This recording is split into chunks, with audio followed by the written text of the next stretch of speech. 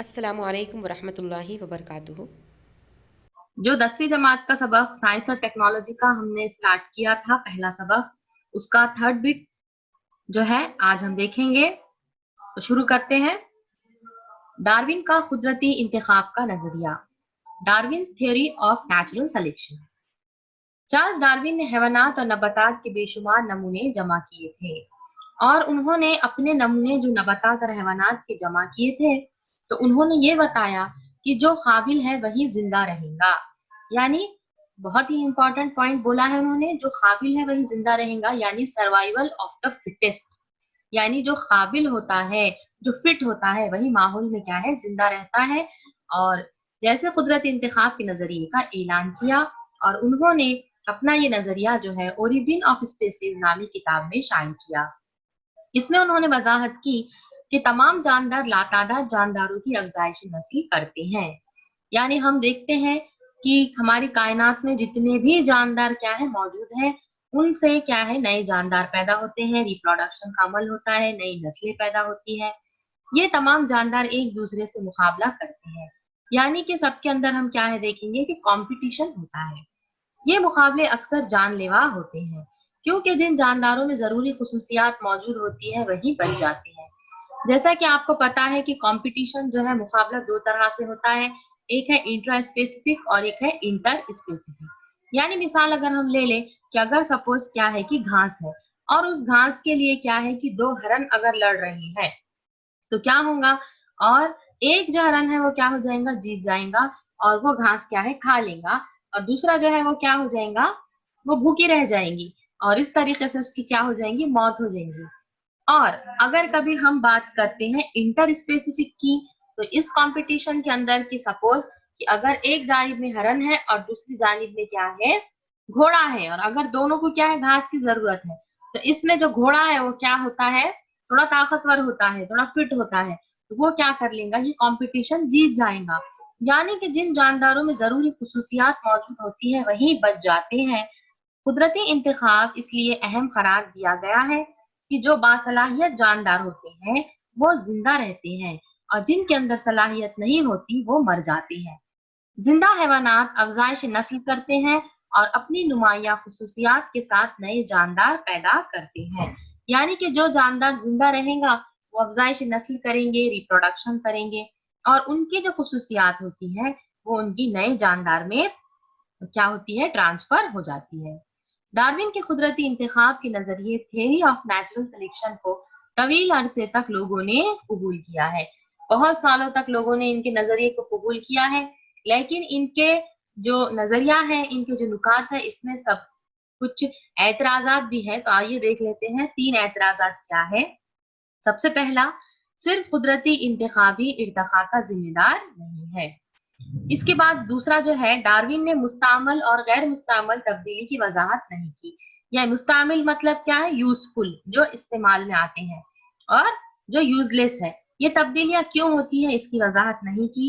और तीसरा क्या है, सुस्त रफ्तार तब्दीली और अचानक तब्दीली का इजहार नहीं किया। तो डार्विन के ये 3 क्या है, यहाँ पर हमको एतराजात नजर आ रहे हैं। लेकिन इसके बावजूद इन डार्विन का जो नजरिया है इसे संगे मील की हैसियत हासिल है, यानी कि सबने इसी को क्या है माना है। इसके बाद जो है, यहाँ पे आपको डार्विन के बारे में दिया गया है। चार्ल्स रॉबर्ट डार्विन 1809 में पैदा हुए और 1882 में वफात पाई। ये अंग्रेज माहिर हयातियात हैं। इन्होंने इर्तखा का नजरिया पेश किया है।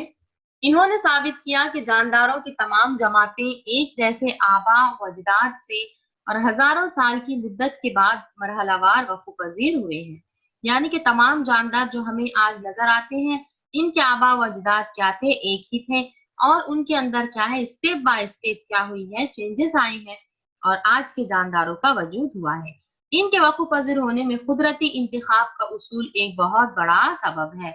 यानी कुदरती इंतखाब यानी नेचर जिसको सेलेक्ट करना चाहती है, कुदरत जिसको सेलेक्ट करना चाहती है, वही क्या होगा, जिंदा रहेगा।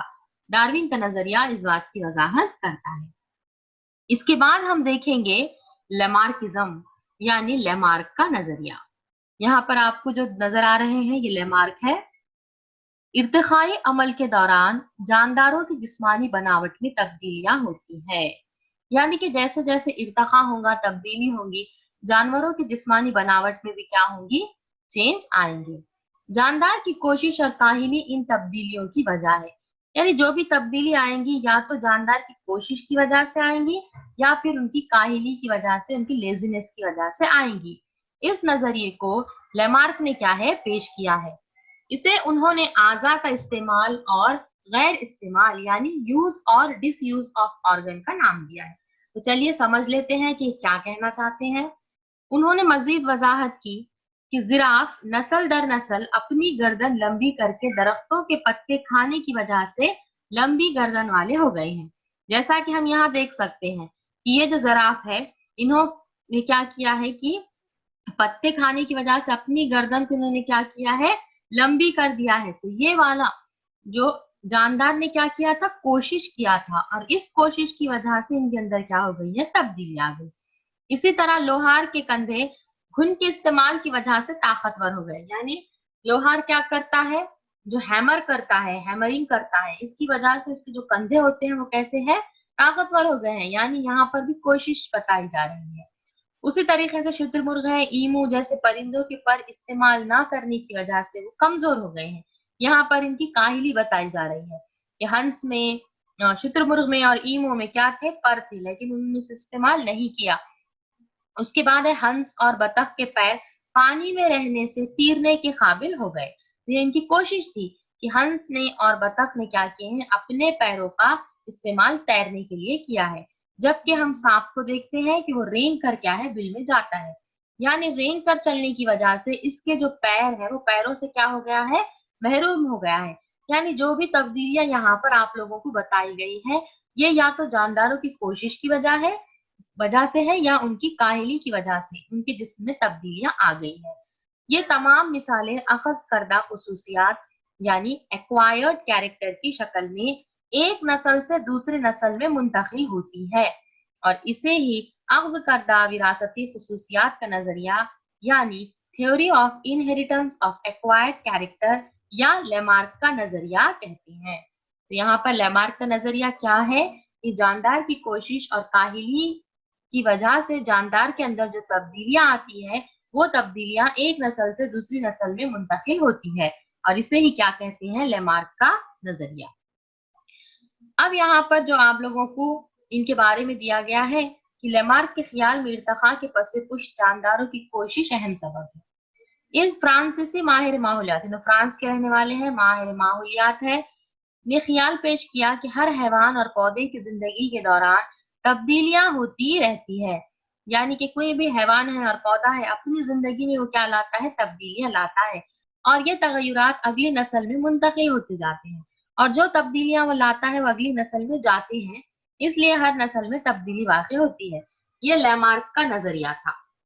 मखसूस नौइयत की कोशिशों के सबब जिस्मानी आज़ा का इर्तिखा या कोशिश न करने से होने वाले नुक्स को तो तस्लीम कर लिया गया, लेकिन इसका नस्ल दर नस्ल मुंतकिल होना तस्लीम नहीं किया गया।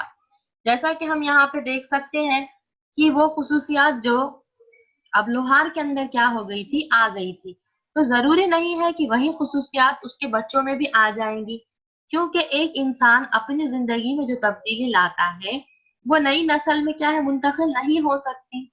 इसकी क्या है, कई बार जांच की गई। यानी लेमार्क ने जो पेश किया था कि एक नस्ल से दूसरी नस्ल में क्या होती है, ये कैरेक्टर चले जाएंगे, इनकी जांच की गई तो क्या पता चला, ये लेमार्क के नजरिए में गलती नजर आती है। जानदार की हयात के दौरान जो खुसूसियात इसने अख्ज की है वो अगली नस्ल में मुंतकिल की जा सकती है, इसे ही अख्ज करदा खुसूसियात की जीनियात कहते हैं। इसके बाद नेक्स्ट हम देखेंगे जमात का ज़हूर, स्पेसिएशन। हैवानात और नबातात की मुख्तलिफ अनवा का ज़हूर इर्तिखा का ही नतीजा है। यानी आजकल जितने भी हैवानात, नबातात हमें मुख्तलिफ किस्म के नजर आ रहे हैं वो इर्तिखा का नतीजा है। यानी सबके अंदर तब्दीलियां होते होते होते आज के हैवानात और नबातात क्या होते हैं, नजर आते हैं।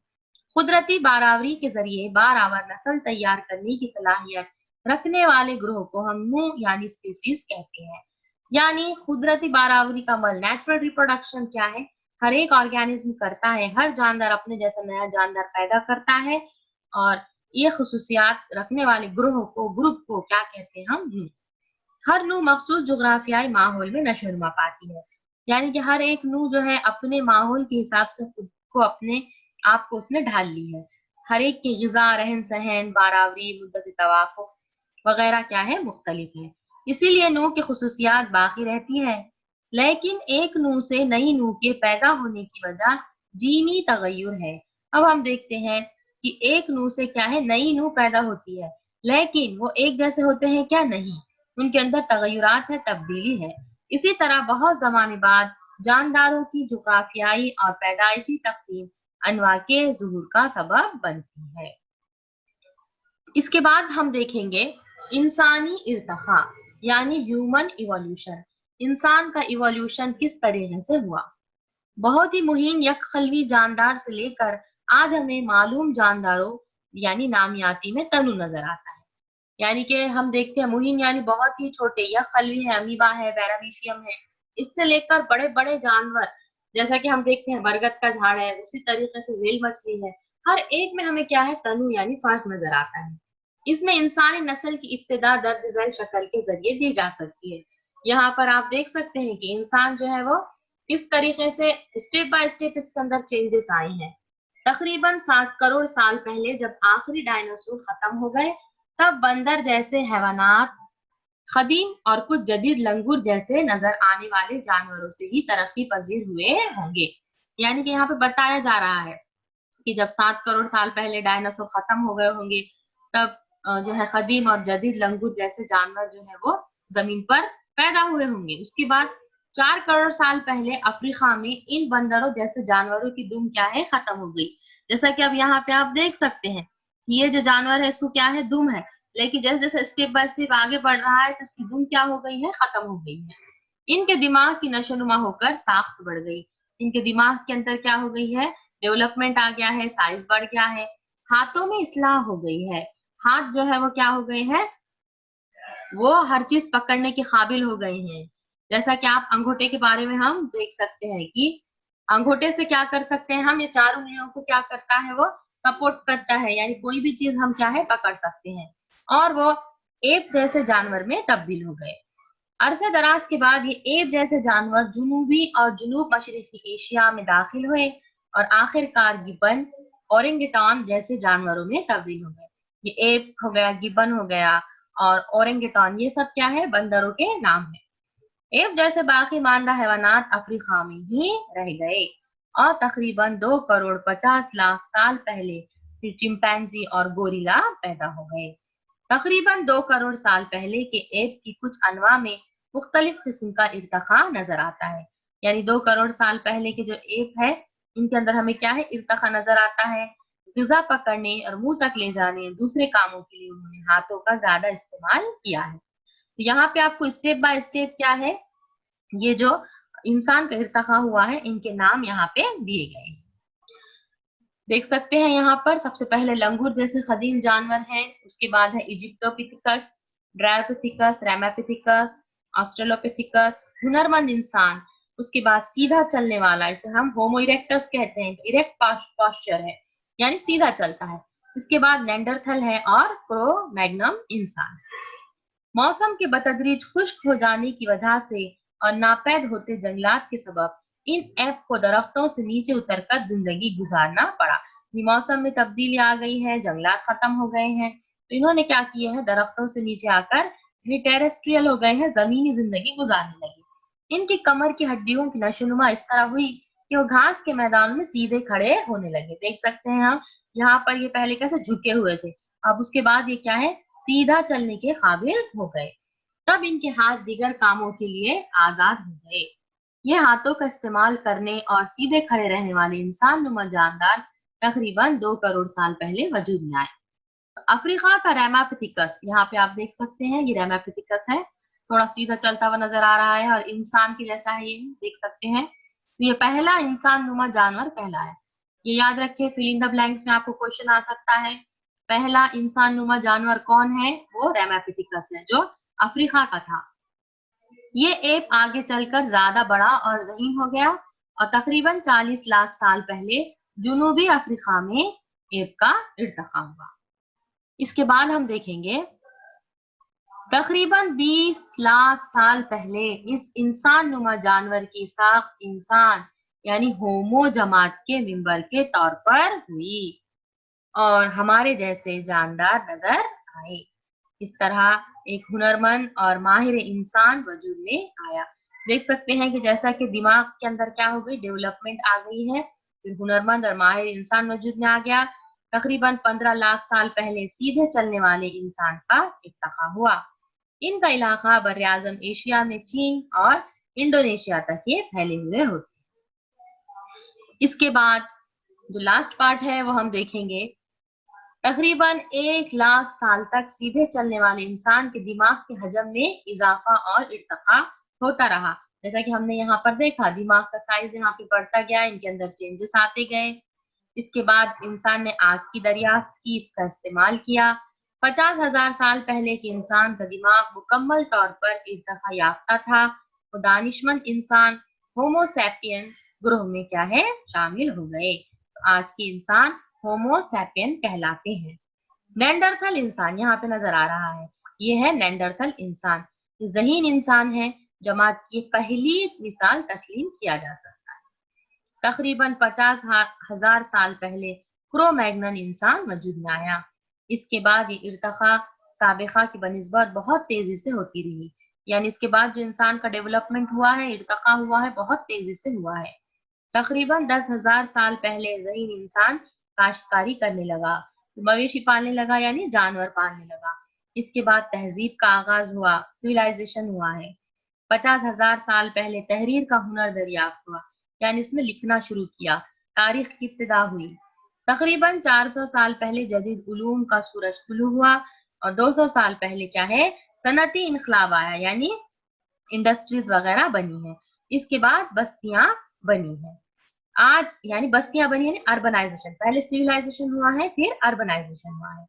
आज हम यहाँ तक पहुंच गए हैं और यहाँ तक पहुंचने के बाद भी आज का इंसान उसके आबा व अजदाद की तफसील की तलाश में क्या है, जुटा हुआ है, यानी कि अभी भी उसे तजस्सुस है कि इंसान का इर्तिका किस तरीके से हुआ है, उसके आबा व अजदाद कौन है।